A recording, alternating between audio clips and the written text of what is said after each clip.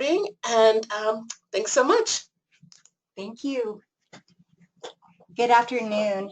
It's my pleasure to be doing this webinar, and I'm hoping that it will be helpful to you as we go along. If you do have any questions, please do ask. When I was asked to do this webinar, the first thing I think I said is, well, I don't know really how I did this, so I have to give it some thought. And I really wish that when I started I would have made note after note of the different phases that I went through with this project. It's been a really great journey for me, and I'm just hoping that maybe I can help you if you are starting a new program or in the midst of one. Something might be a benefit to you. I worked in the district attorney's office for almost 20 years as the director of victim services at that time, and I had the opportunity to work with many different types of victims at that time.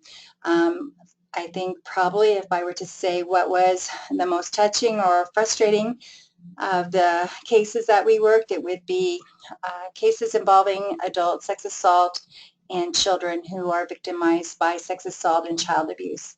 There were very few cases that were successfully prosecuted at that time. I think they're very difficult cases to investigate. They're so difficult for victims to have to go through a system that takes a year to 2 years and sometimes even more to go through something that is so difficult.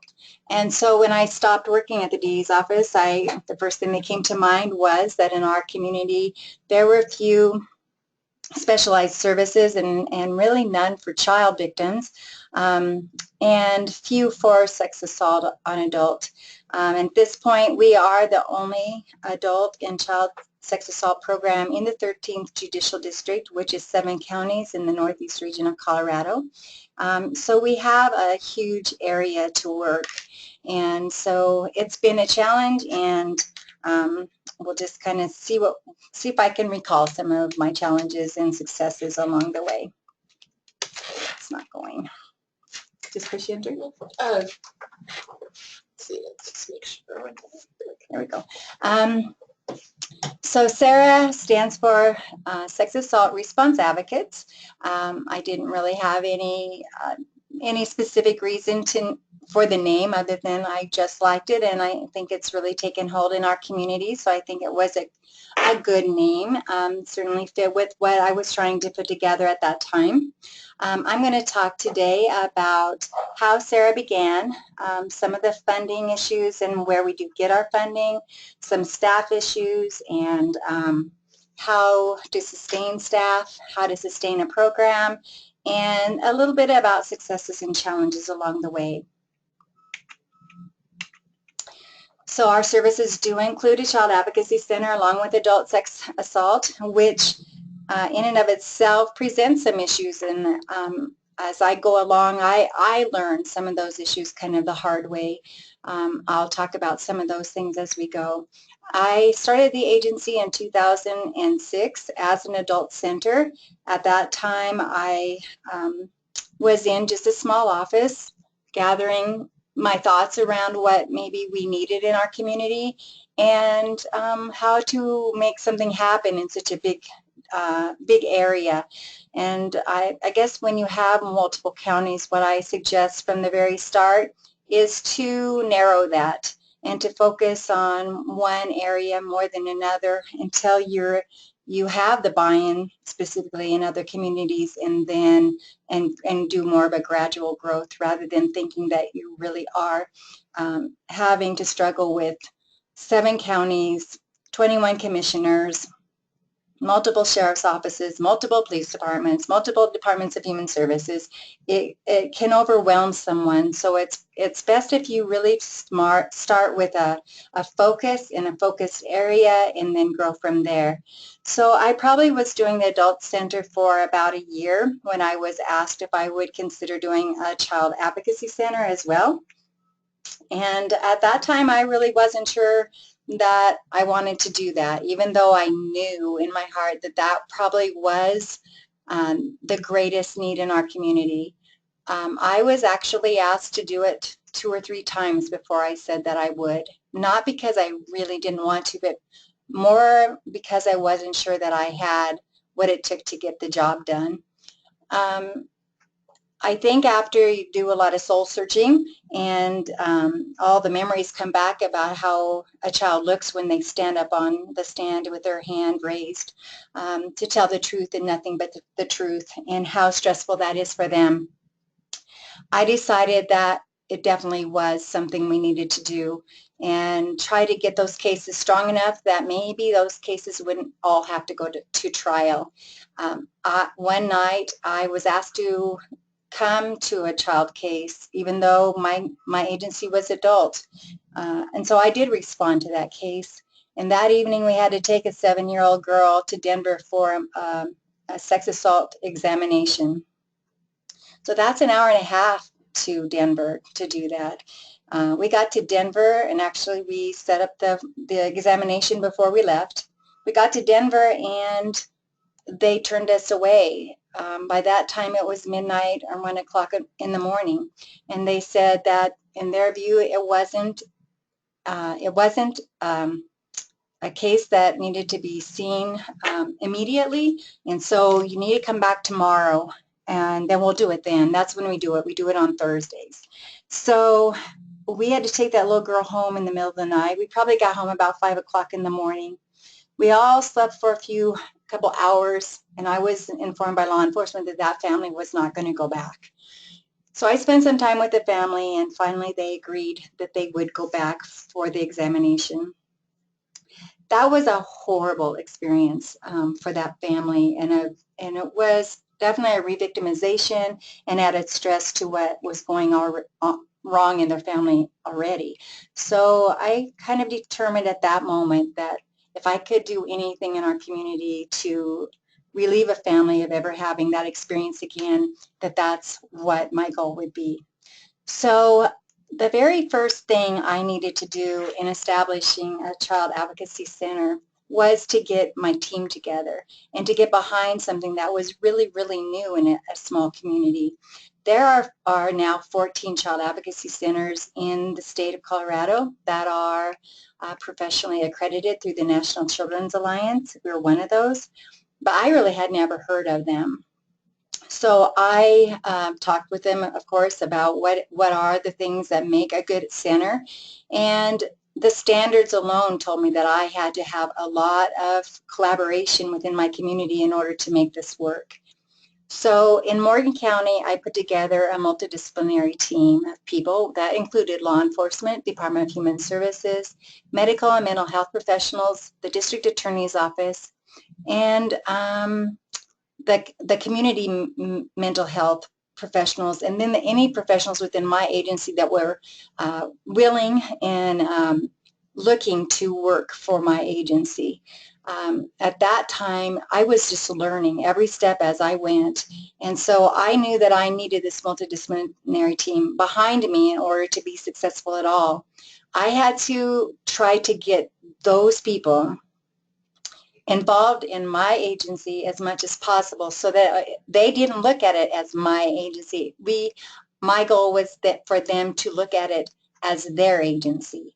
And so I put them together. I told them what I needed from them to try to help me to figure out what was needed within our community.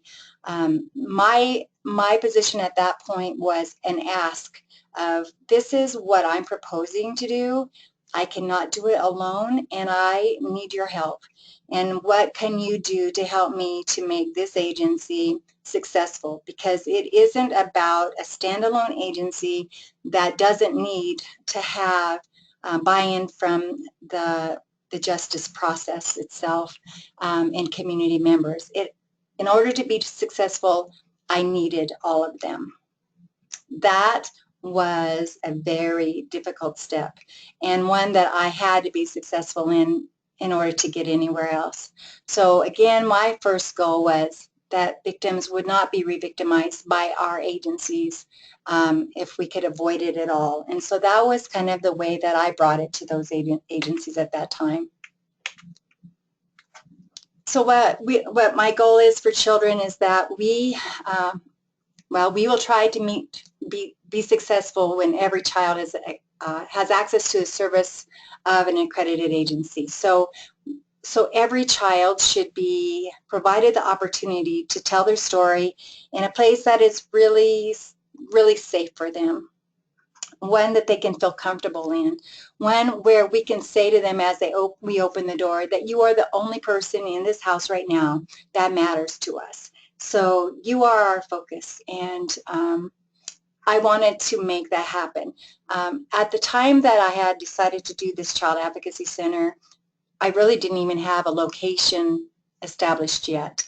So as I was learning what an advocacy center was, and I was learning what the standards were, and trying to write policies around an agency that I really wasn't sure what it was entirely, I was also trying to find a location.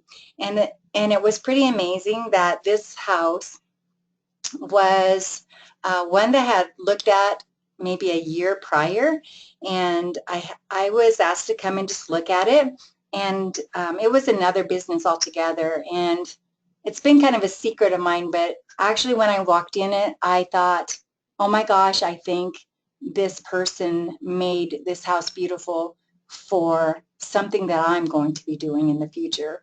And I felt really guilty for thinking about that, but I did think it.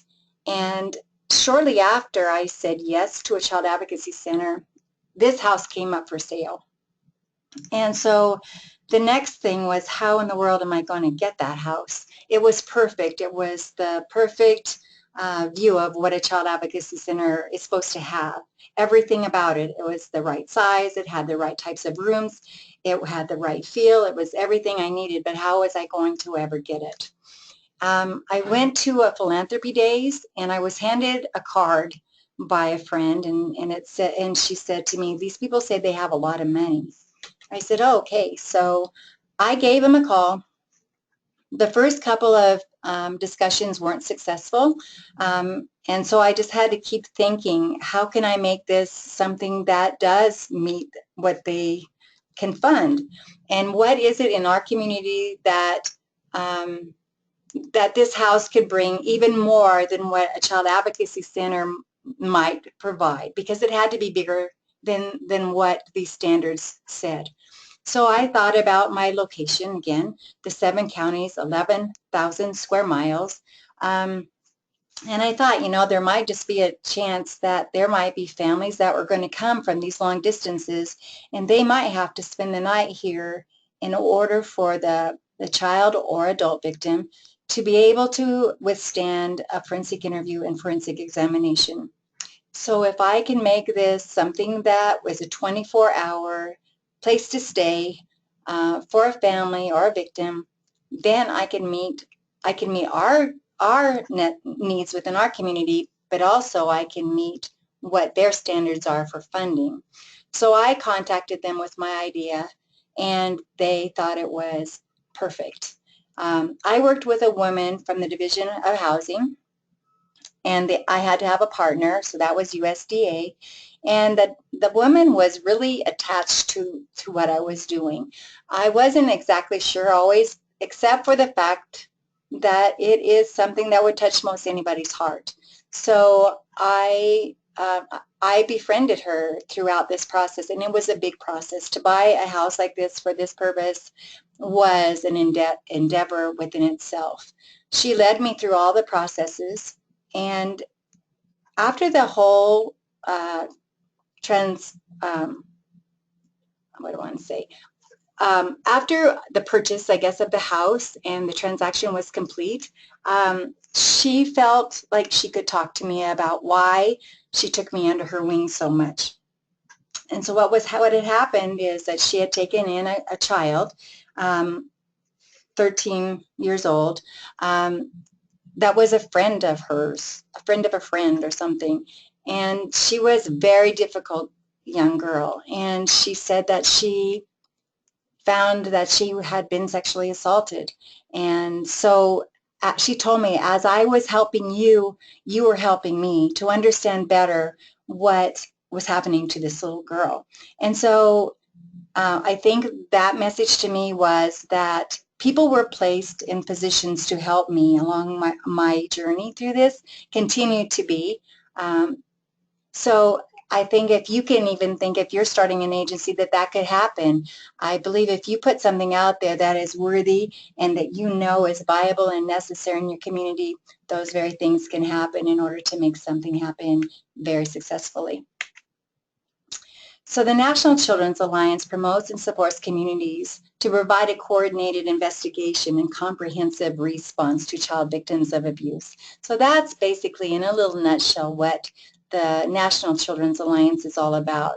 And they are a really great resource for me and all the work that I've been doing and in my mission of trying to provide the services to child victims. But even at that, and writing all of the policies, they really do work for adult victims as well in all of the services, the direct services that we're trying to do. Oh, this is bouncing. Yeah, quicker than it's supposed to. Okay, sorry about that. I'll just put it back if it keeps doing that. When you're starting in a program, you want to decide what your mission is. So I just spilled this out. Basically, I wanted to provide direct victim services to victims of sex assault. I knew that it was going to take a lot of education in order for me to do that within our community, to change how the perception of sexual assault is in a community, and also to develop that community MDT multidisciplinary response that I needed in order to be successful. And it's an ongoing effort, and when people change within organizations, it changes the whole outlook. So there's ups and downs consistently, constantly, as you go along and trying to do this work. So when you look at this map, we are the 13th district. So we are all those 7 counties up in that corner. And it's huge. And within that, all of the different law enforcement agencies and the ways they do business are so different in each area that what you have to listen for when you're working with people is what their needs are. You can bring what you have to offer, but sometimes you have to do it in a way that that is maybe a little different from Morgan County's way of doing business. It has to always look like and meet the expectations of the other counties and their law enforcement and Department of Human Services and any other community group that you might work with within those different areas of your district, because they're not the same. And if you bring something in, for instance, if I bring something to Yuma County that Morgan County is doing, it's very important for me to present it in a way that this is the way we do it here. But it doesn't mean it has to happen this very same way in Yuma County. This is a template to work from, and from this template we can make a program work for you in your community to meet the needs the way that you see it, not necessarily at all the way that I see it. As long as I'm meeting the standards of NCA and that victims are served in the way that is victim-centered and thoughtful within their needs, then we're good to go, and let's talk about how we can work together. So this is kind of something that I work from. I can do things you cannot. You can do things I cannot. Together we can do great things. I believe that with all of my heart. That I think the one thing that I did right was that I realized what my skills are and what I can bring to a program. Sorry, I don't know why this is doing this, but I know that I can't do it alone, and I need other people's perspectives and their knowledge and their skills in order to be successful. So what Sarah House has to offer. We do violence prevention education in all of the schools. We have the collaborative response. We do the direct victim services. But it didn't all happen overnight. I think if I were to go back in my thought processes, I did go to my collaborative resources first and formed that team. I decided our team would meet on a certain day every month, no matter what, we were going to be there. And that's how we've structured it. So people knew what to expect, and I'm always there. We maybe have, within the last 10 years, we have what do I want to say, canceled our meetings one or two times, but I'm really opposed to doing that. We decided we're going to be there at all costs, and we are. So from there, we built partnerships within the schools and trust. Sex assault programs have a difficult time getting into schools, and so that took a lot of effort, and that means putting somebody on your board maybe to have them learn what you're all about and gain your trust so that you have that in your schools. That's something that I think is very valuable and can be, they're great resources for you. And when an issue comes up, such as right now, sexting is a big issue. We want to get into the schools. So we've developed those relationships throughout the years. When I first started, I was told, you're never going to get in the schools. That's impossible. They're never going to let you in. And I guess I didn't want to believe that. Right away, I started making phone calls. I remember making 11 phone calls and to all the different schools, and those schools, every one of them invited me in to talk about an issue. So don't take any of the negatives that you might hear out there. Try it before you decide that it's not going to work for you, because you might be surprised. Everyone needs help. I think more people know that it takes us all than there are people who want to do it alone. So we do forensic services. We have medical examinations and forensic interviews. We are one of very few agencies in the nation, quite frankly, that offers medical examinations right within our agency.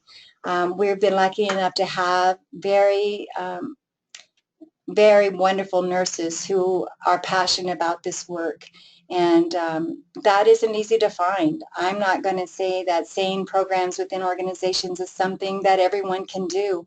I've been lucky. I've had these people come to me and say that they want to be a part of what we do, and I was lucky enough to have the room in my agency and the medical professionals who were willing to help me with equipment.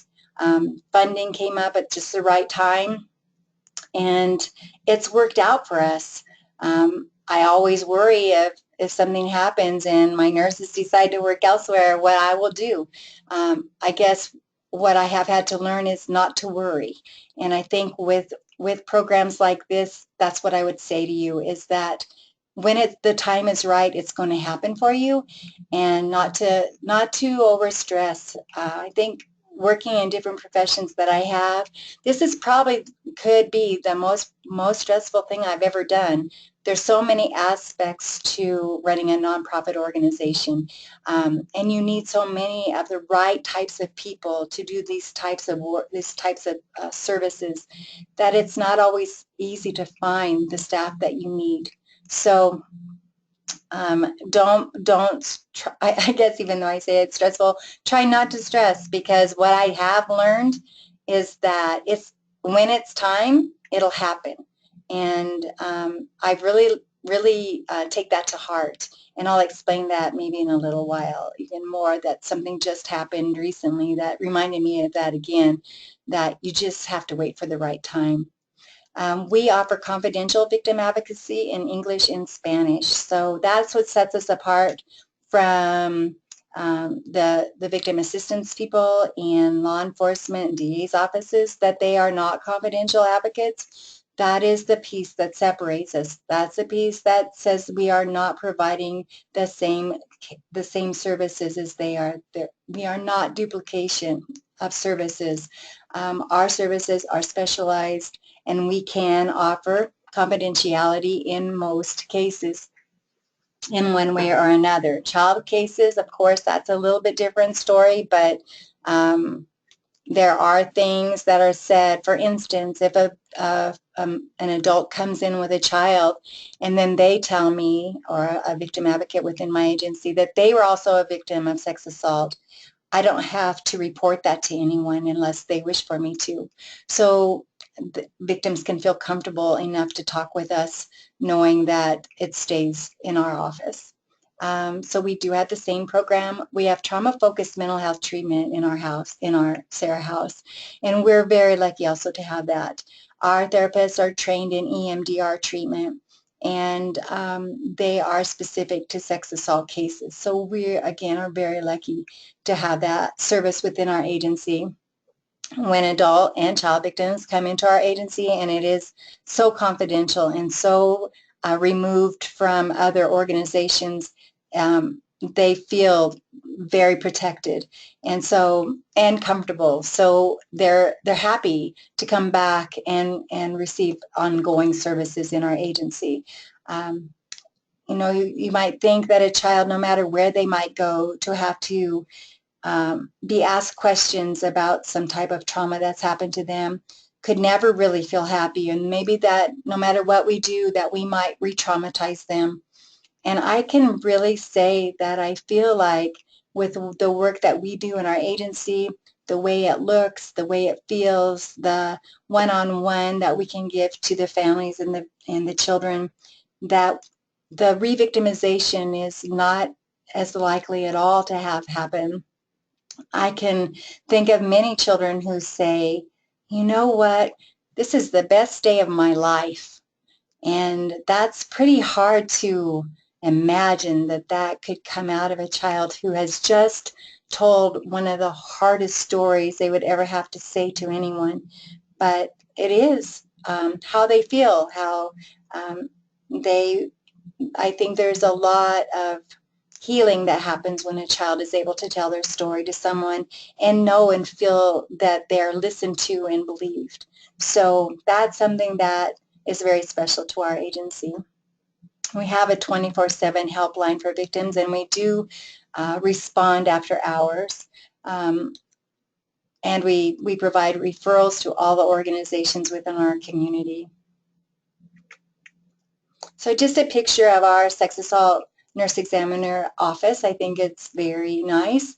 A little story that happened and is the examination table, for instance. So when a nurse came to me and said she wanted to work for me, I wasn't quite prepared for that at all, but that's how the whole journey has been. That I didn't know, where in the world am I going to get a table? I don't have money. I started the organization with $5,000 in my pocket from a fundraiser, so how am I ever going to get a table? So anyway, my brother-in-law is a doctor, and so why didn't I think about that? So my husband asked him if he had any extras, and he was very happy to donate an exam table to us. So that's just one example of, if you just put something out there and you need it, most likely it's going to come to you. This is our forensic interview room. It looks a little dark in there, but it's not. It's got really nice colors. We keep it very, very simple so that a child doesn't have a lot of other things that will take their mind away from what we're trying to do for them and just get the job done. So that's just kind of how our little forensic interview room looks. This is our trauma-focused therapy room. It's our house is 4 levels if you count the basement.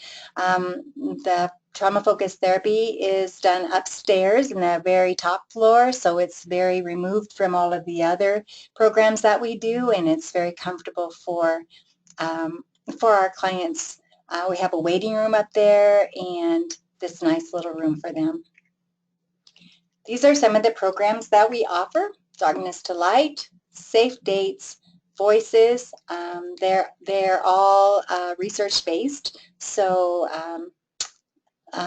it's an easy sell to get into the schools, and we use Darkness to Light a lot for survivors, the families, the moms and dads, to hear about what to watch for in their children and the need for ongoing therapy and how important it was that they they got this this trauma reported, and how to help their children to heal and have healthy lives. Safe Dates is in most of our schools, and we put that together a lot with our Voices program, especially where girls are involved. Voices is really a program that was drawn out by a doctor of therapy who wanted to have education that is not just done by a therapist, but can also be provided by a trained victim advocate. So it works really well alongside Safe Dates.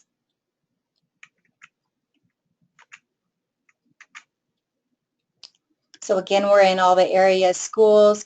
We do many community presentations on anti-bullying, dating violence, sex assault prevention. We do a RAD physical defense for women class. We do mandatory reporting for most of the schools every year. We do technology of stalking and texting. And again, we do the Voices. And right now we're working in the schools with sexting programs. We've been in, I think, 5 or 6 schools within Morgan County, and talked with a lot of parents about that as well. So these are the things that we can do now that we have built a structure, and we did the work that we needed to do in order to have the trust that we needed in these schools. We've also just recently met with the basketball team at NJC.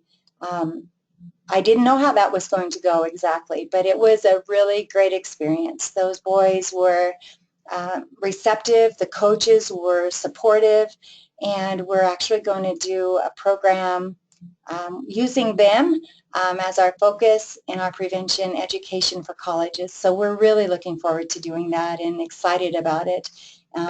We've talked about it probably for 3 years, wishing that we could get the school to allow us to utilize these kids who are looked at as stars within their communities. And again, I think it's just keeping the focus and keep trying until it happens. You know, if you say it and say it enough times, somebody's going to finally hear you.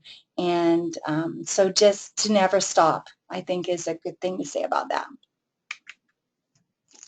So how did I do it? And I told you earlier, I said I don't really know.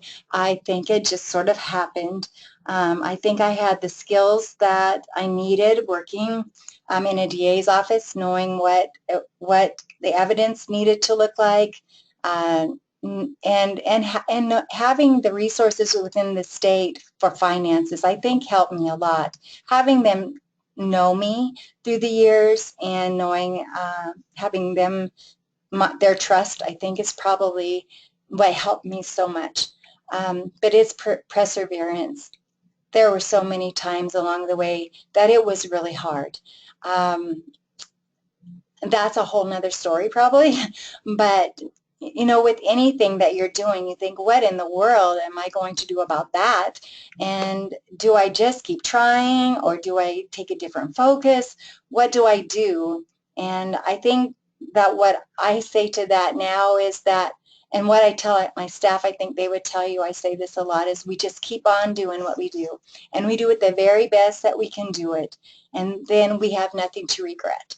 So if someone isn't exactly happy with us, or they don't, or our evidence isn't what we wish it to be, as long as we know that we have done the very best job we can do, then we just keep doing that.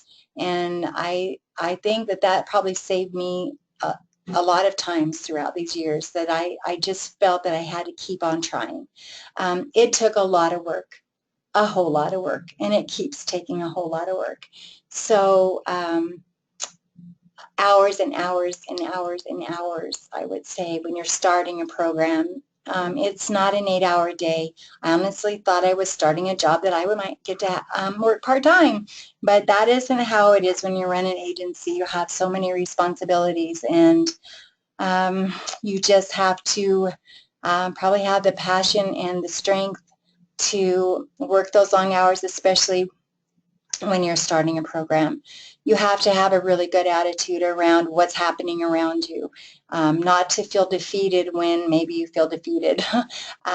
Just keep up picking up and know that there's somebody out there that's going to believe in you and that it's all going to be okay, because this is a mission that's important and it's work that's important, and not everybody can do it. We are especially trained through our years and through our passion and through our experiences, both professionally and through our individual experiences, to give us the strength that it takes to do this work and be successful.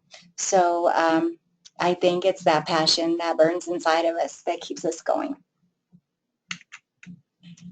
So what's first? First really was choosing a board. And I did carefully choose that first board. I always do, but maybe more careful that very first. I needed someone who understood finances. I needed someone who was a law enforcement officer. I needed an attorney. I needed a friend. And let's see who else was on there. I only had 4 or 5 people, so that might have been it. It was a small board. I had to show for my 501c3 that I had that first meeting and what we discussed, and they helped me put together my bylaws and my policies and all the little pieces to begin. They were on board. They protected me. If I needed their help to go talk with someone, they were there to do that. So that first board is probably one of the most important groups of people that you can choose. And then after that first board, you just want to be sure that you have an interviewing process so that you continue to have board members who are educated about what your goals and your missions are, that they are focused, that they have buy-in, that they're willing to give both financially and their time and their effort and their passion in order to help you be successful. You have to select an attorney and an accountant very first thing when you're getting your 501c3. Those 2 people are the ones who got my 501c3 through. When you file that paperwork, it can take a really long time, and when I filed mine, it wasn't in a very good year. Apparently there was a lot of problems that year, and I was needing to move quickly in order to be able to write the grants. They were coming up. VOCA was coming up. I needed to have that 501. And so I finally, after about 3 months, I called a legislator, and I asked her for her help and told her what my issue was and that I needed this move through. And she got it done, actually got it done. It was amazing. So I think I had my 501 within, it might have been 1 week, but between 1 and 2 weeks later, I had that. So use your resources when you feel frustrated or you don't know. Reach out to those people and don't be afraid to ask them, even if you don't know them. I happen to know this person, but even if you don't know them, call them. They're just people. And once you figure that out, I think that that's one of the big obstacles that you'll overcome is it doesn't matter who they are, if they're the DA, if they're the chief, the sheriff, the attorney general, whoever they are, if you need help with something, ask for that help. All they can do is say no or they don't have time. That's the worst that you're going to get. But what if they say yes? And so that got me my 501, and I was able to get my grants written on time. You have to have your bylaws and articles of incorporation done. Those things, lawyers have that stuff. So all your part in that is to make it fit within your organization. And so it sounds big, it sounds complicated, but with the help, it's not so bad. And just remember, 1 foot in front of the other, 1 step at a time, and that everything about this process takes time. And so not to feel in a hurry for the most part, except for when you need money. That's the only time I felt in a hurry. But the rest of the things, just take 1 step at a time. Get out into your communities. Talk with your community partners. Get to know your city councils, your county commissioners, your city managers, your law enforcement agencies, your victim advocates in your communities, your mental health. Everyone is important to this process. The more you can get yourself out there, get on their committees and their boards, be willing to help them, then they're going to be willing to help you. That takes a lot of time and effort, but that's really important to keep those partnerships strong and viable within your community.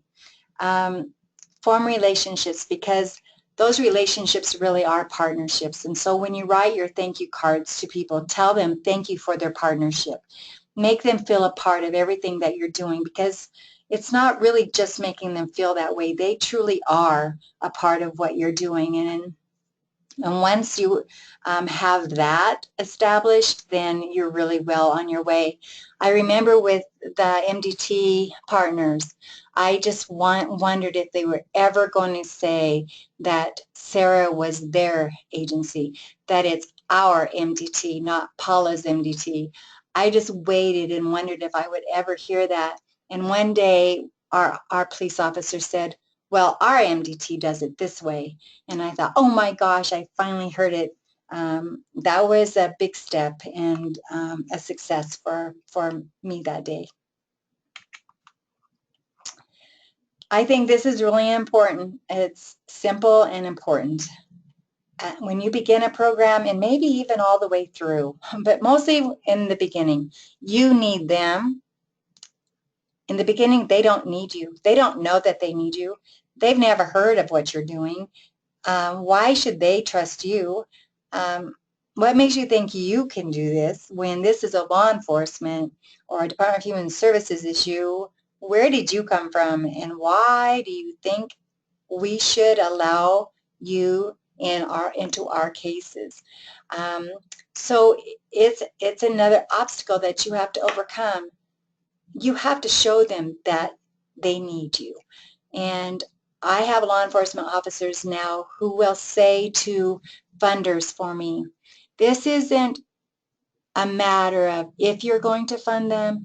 It's not a matter of if we need them or if we don't, or I forget how they said exactly, but if we need them, it's a matter of that we need them.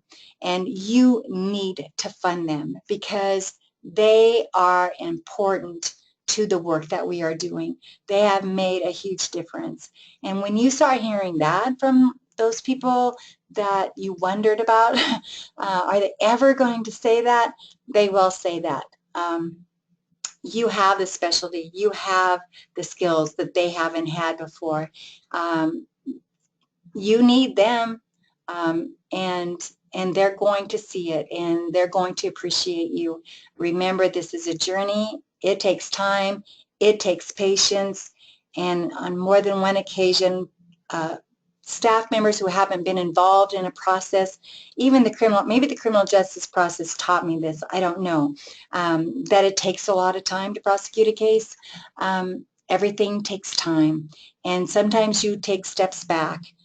Whenever there's a new chief, whenever there's a new DA, whenever there's somebody new that comes into the mix, it changes things a little, and you have to regain and rebuild that partnership yet again.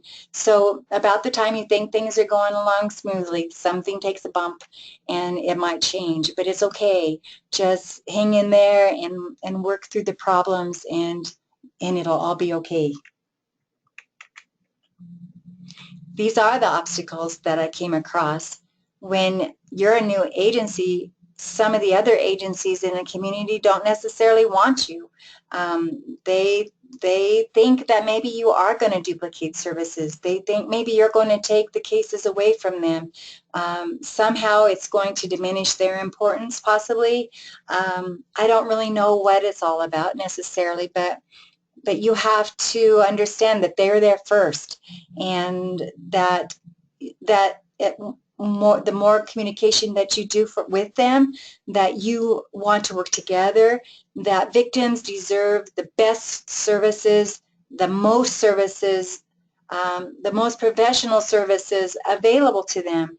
And so not any of us can do that alone, and that it's not a duplication of services. Even if we all do direct services one way or another, what sets us apart again is our confidential part. What sets us apart is we do forensic interviewing. What sets us apart is that we do SANE examinations. We are victim services, but we do a lot of things that haven't been done before. So relieving people of that insecurity or that problem that they see. And that's not easy either. It's over and over and over again sometimes, and especially when you have multiple counties, it adds to that. So it's taking, again, one county at a time, and then the other county hears about it, or a DA says, you know, you really do need to use them for that service, and pretty soon you everyone's seeing that what they saw as duplication of services at one time definitely is not that.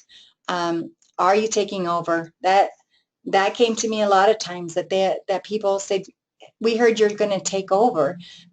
No, I don't want to take over. I don't want to do anyone's job other than the one that I'm trying to make. But it's really, it's like going into a school and you're the new student, and you have to make friends, and you have to fit in somehow so that people feel comfortable. We have new concepts. That's really hard. Like I said, law enforcement are like, what are you going to do? And what? You want me to have you interview our kids when we've been doing that for forever? How is that going to work?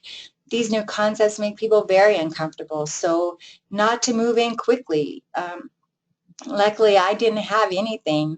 I had to build each step, so nothing was done quickly. But when you move into a new job that is already there, you may have different ideas about how to do something. So just be careful about your communication about that, and let them take time to digest what you're doing, and the changes that you might be bringing.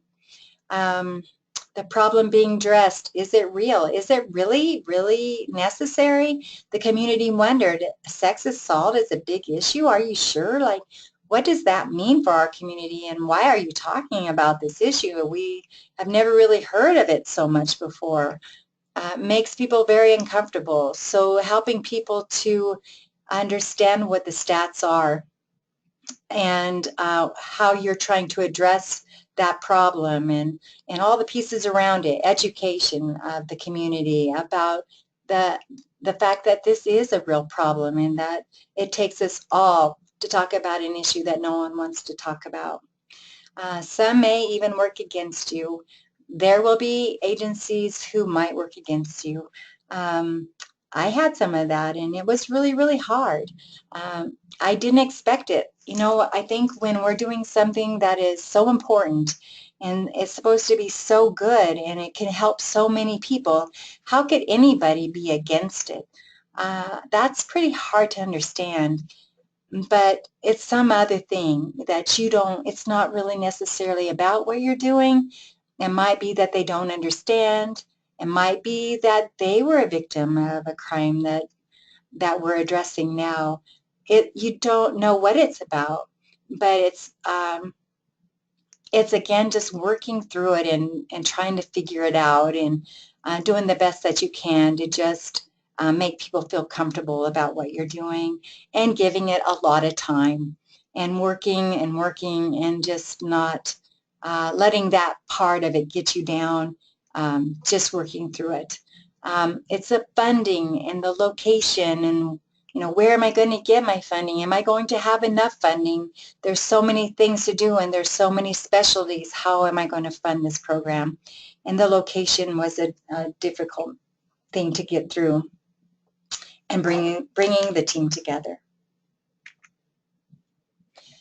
This is very important. You have to do lots of outreach. When you're first beginning, especially, but never let up on it. Someone's always got to be doing outreach and educating through radio stations and newspapers and community groups. And I'll tell you, the greatest group of people that you can get is a group of women. we've gone in and talked to a lot of PEO groups. Mostly those are women who are retired teachers, from what I'm learning. And they're the first to say, what can we do for you? We'll bring in anything you need. Do you need Kleenexes? Do you need refreshments? Do you want us to decorate a Christmas tree for you? Can we decorate your house? Do you need furniture? What do you need? These are the women that will do that for you. So get out and talk to the community groups. They have been our greatest allies and friends.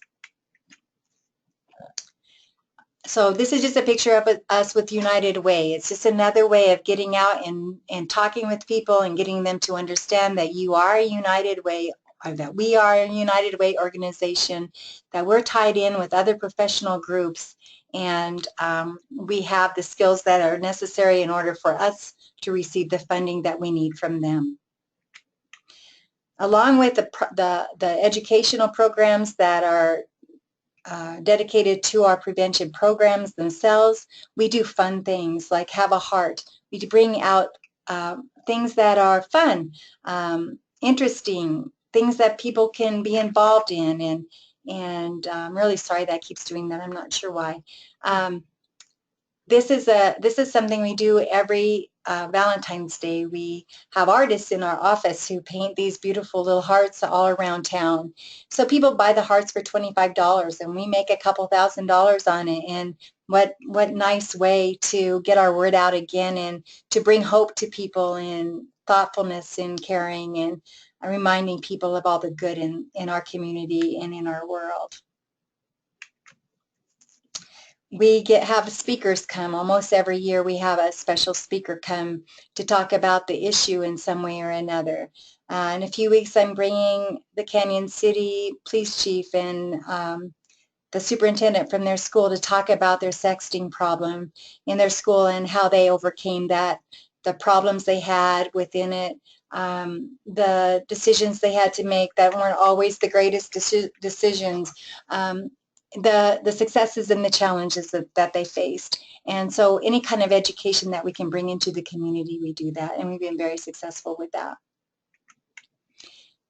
We have a fundraiser that we do every year called Prairie Challenge, and it's been really fun. I wanted to do a Prairie Challenge. It's a golf tournament, and it's in a field. A farmer opens his farm up for us, and he made this really fun course.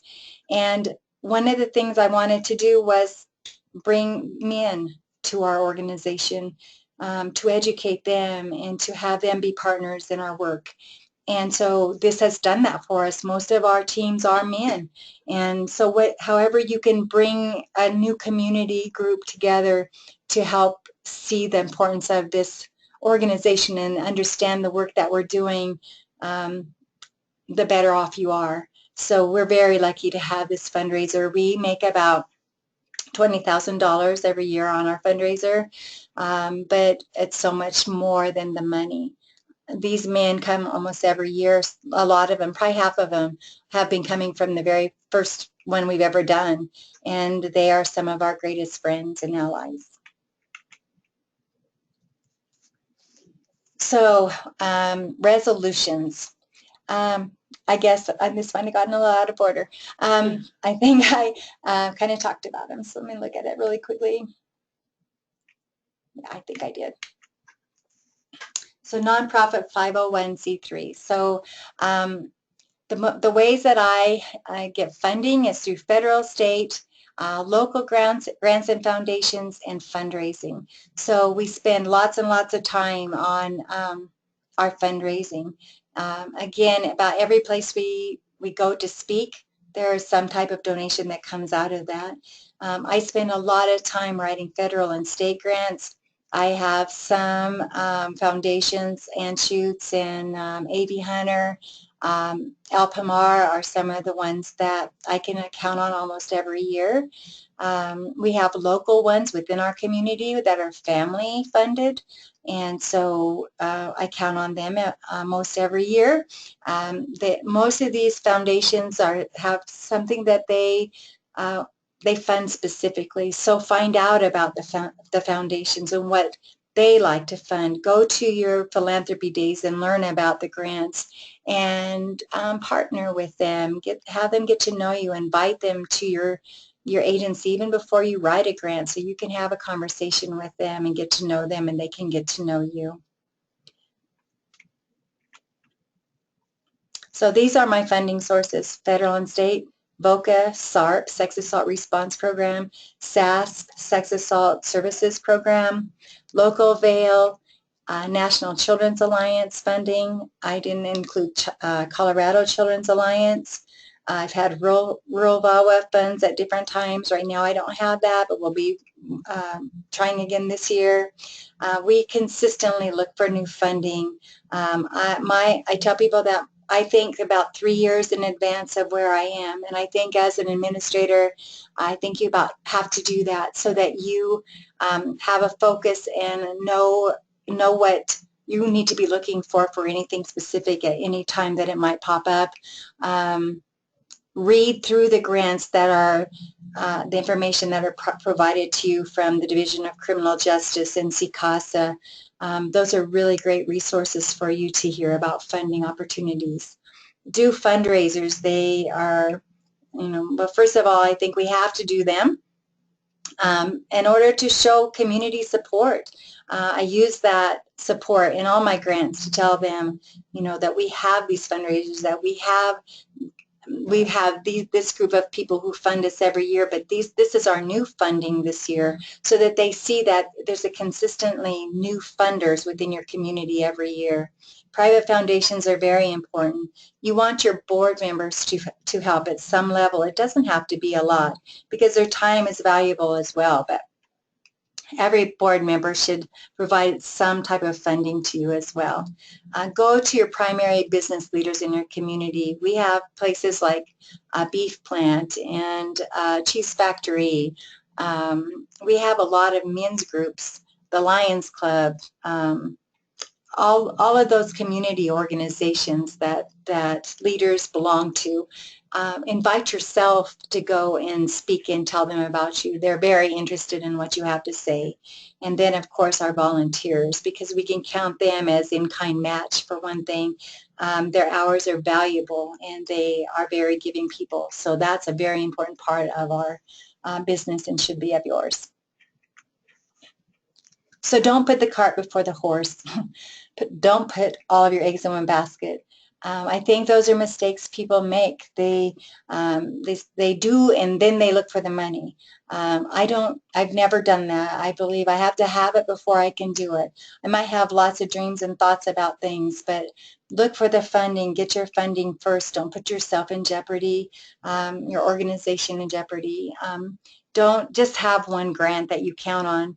Almost act like you can't count on anything, so that you're working towards something all the time, and new resources and outlets that you can manage, because about the time you think everything's great and the funding is secure, I guess I don't think that maybe it ever is entirely. So make sure that you spread your wings and look for all types of grant sources.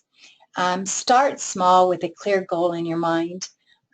Don't overdo it at first. It can be so overwhelming that you can't get your feet off the ground. So start small. Start by a very narrow focus, and you might know what your long-term goals are. I think 3 and 5 year goals are really important, but stay focused to what you're doing today and what you can achieve within a year. And do what you say and say what you do. If you tell a grantor that you're going to do something, make sure that you do it. Stand by your word so that people can trust you. What you say, what you do is exactly what you say and what you do.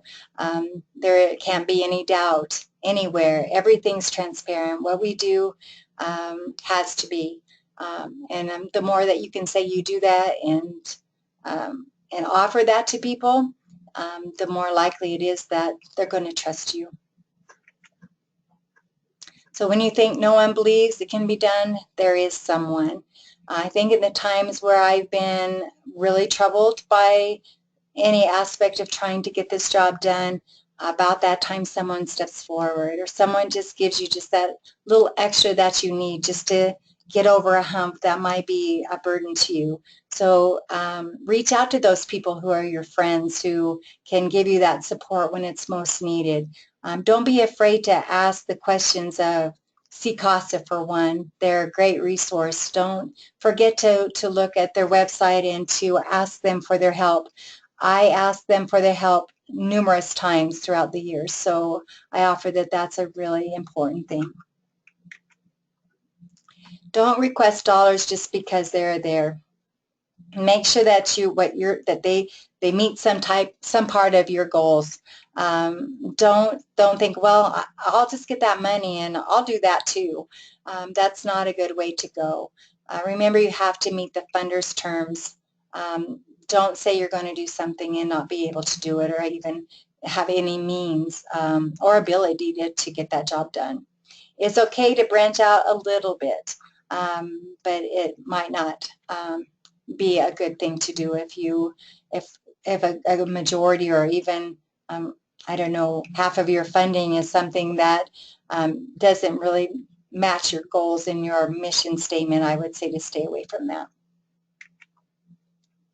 So how does it happen that you get your staff? It happened that I got one at a time. I started with a victim advocate. That's what I knew I needed first, and got her trained well. And then when I started with the Child Advocacy Center, I kind of needed people all at once. But I got my victim advocate trained. I got my forensic interviewer trained. I guess I looked at what was the most necessary to begin with. And so don't, again, if you have lots of positions open, try to fill one at a time and see what, people come into your agency saying they have a certain skill, but maybe they have skills for another position that even fit better than you had them fit into in the first place. So hire one at a time and learn about them and what they can bring to your organization. You might get too many people, for instance, with one set of skills. And so with our agencies, we need people with very separate types of skills. So just be sure that you know what you're looking for and that you're able to find them one at a time. Again, look for attitudes and skills and passion for the work.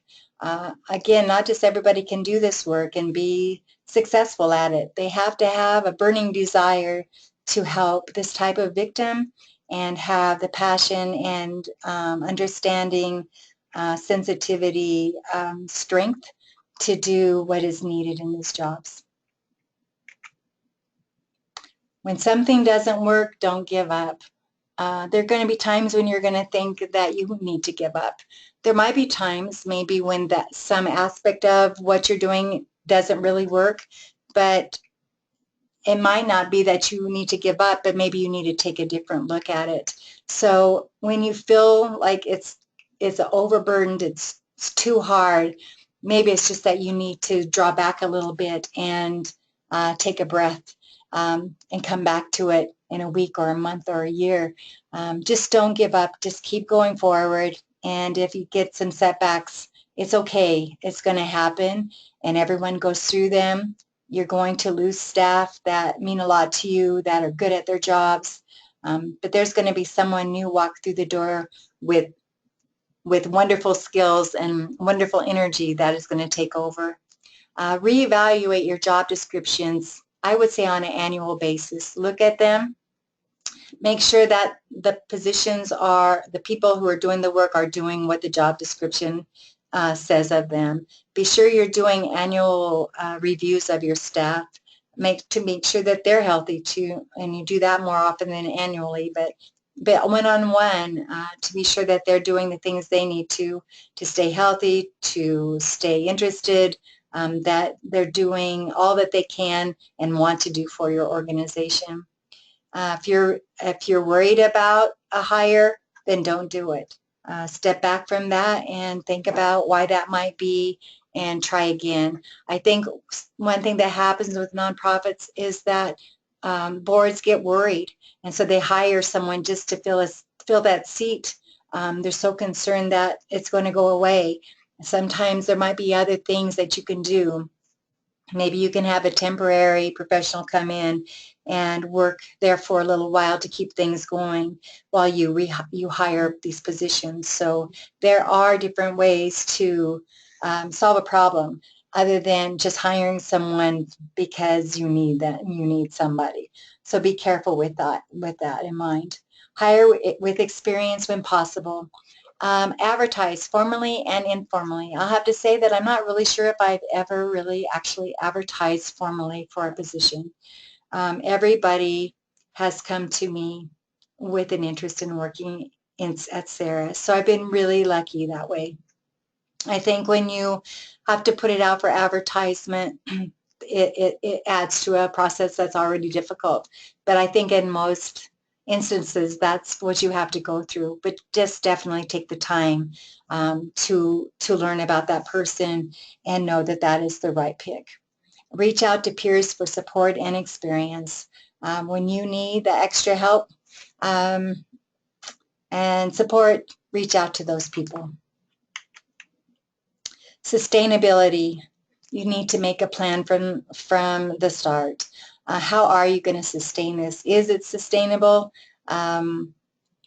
Look at your funding. Look at how you cross-train people. Are you cross-training? You as an administrator do not want to be the only person in the office who knows how to do certain things. You need to have your staff educated on how the grants work, what the grants say, what the reporting requirements are, what the goals and objectives of these grants are, how they work, where do the grants go, who are our grant administrators. Be sure that your staff, someone knows about what happens when you sit down in your chair every day. Don't be afraid to cross-train within your staff as well. It's helpful if someone gets sick or is detained some way, that someone else can step in those shoes. And I think one of the most important things is to train your successor. If you're lucky enough to be able to do that, I hope that you'll take that into great consideration. It does a very huge disservice to an organization for a good ED to leave without any plan for the person that might step in, even if it's a temporary situation. Try to train the next person. So what kind of training? I think that a person running an organization should take leadership training every year. There's always new thoughts and laws around employment and other things about leading a program, so I suggest that from the start. Do peer-to-peer training. Make sure everyone within your organization understands the work of the other person. Have staff training regularly. Know your minimum requirements that might be required through grants, or like my professional accreditation, there are minimum requirements for training for each of the staff members. So make sure you know that and that you meet those requirements. Know your role. What is an administrator? What is a forensic interviewer? What is a victim advocate? What's the difference between a victim advocate and a nonprofit versus someone in law enforcement? Be sure people within your organization have an understanding of all that. Learn as much as possible about each job within your office.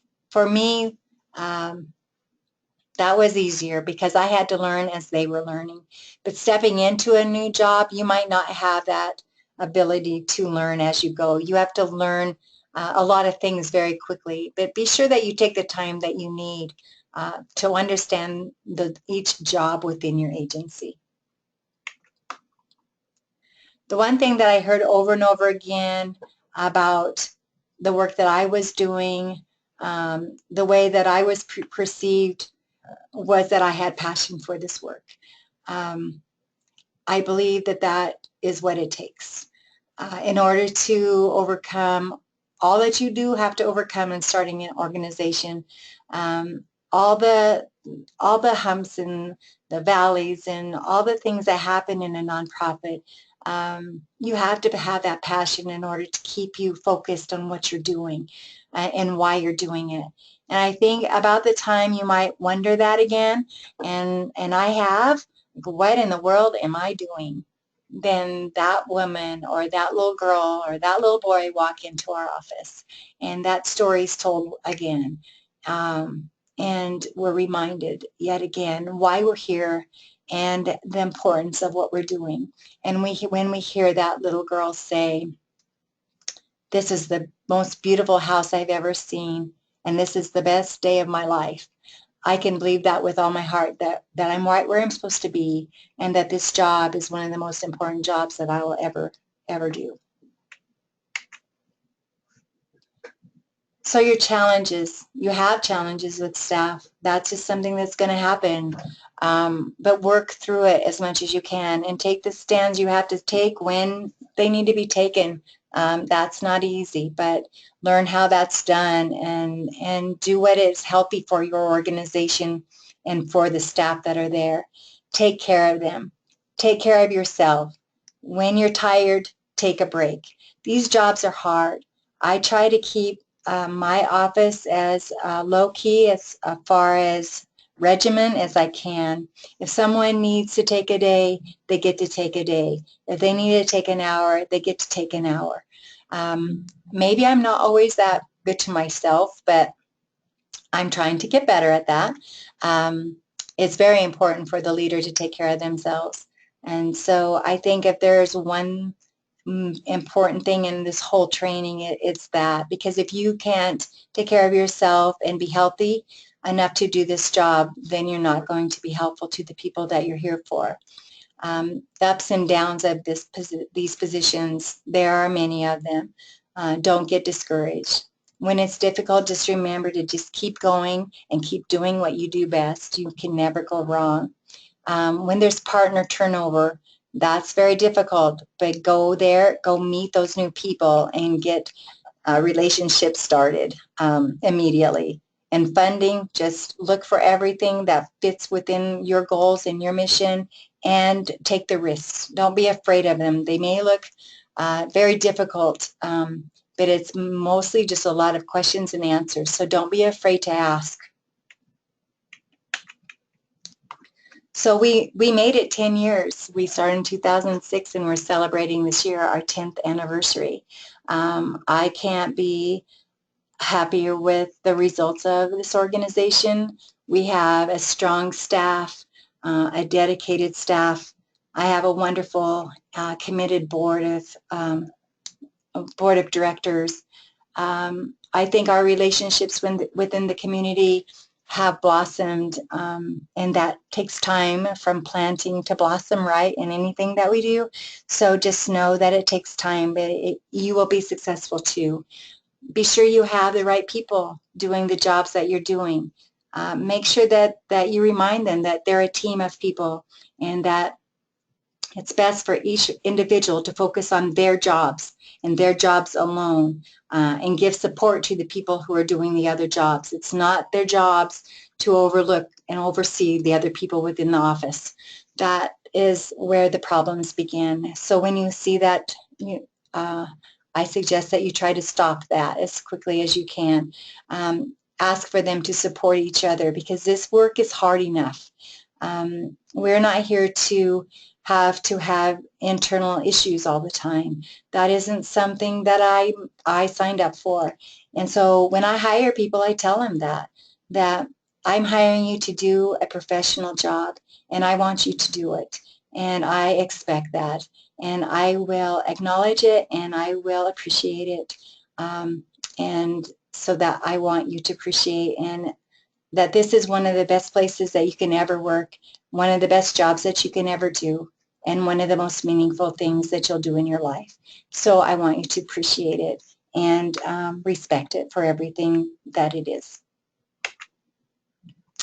So we sometimes feel that what we do is just a drop in the ocean, but the ocean would be less because of that missing drop. I believe that now more than ever. I think that there was a huge drop that was missing in our community without Sarah. I see the benefits. I see the prosecutions. I see the pleas of guilty because of the things that we are doing that weren't being done before. I do believe that when something's supposed to happen, it will. And I know that you're all doing wonderful work and important work. And if you can just keep going and reaching out to the people that can help you and know that what you're doing is very important and not to give up. This is the information. If you have any questions or would like to talk to me one-on-one, I would definitely love to do that with you. I can be reached at the 970-867-2121 number. My extension is 111. I look forward to talking with you. I hope this has been helpful. Thank you. Have a great day. Yay, thank you, Paula. I just want to say I learned so much today. I really appreciated everything that you said. And I think our members and folks who were able to join us really got a lot out of that. So I didn't see any questions come through, but that's okay. If you do have questions, I'm going to send out the follow-up email. I'm going to CC Paula on that, so then you'll have her email address. We did go over a little bit, but that's okay. How much time? We went over about 17 minutes. Oh, jeez. I'm sorry. But that's okay.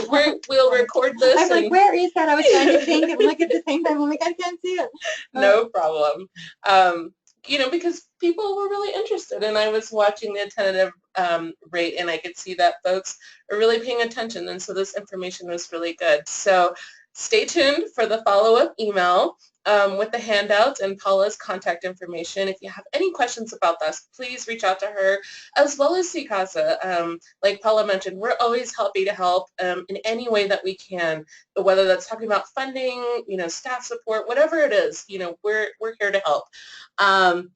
Oh, we did get one. Thank you so much, Paula. Let's see what this question is. We got one question. I just want to read that out for. Are services provided to everyone regardless of their legal status? Yes. And yes, Paula is shaking her head. Absolutely, Yes. yes. Great. Thank you so much.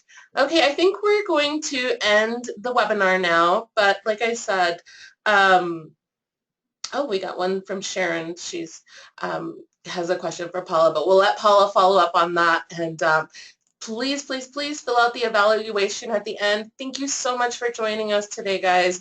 I think this is a really great webinar. Have a great day. Thank you.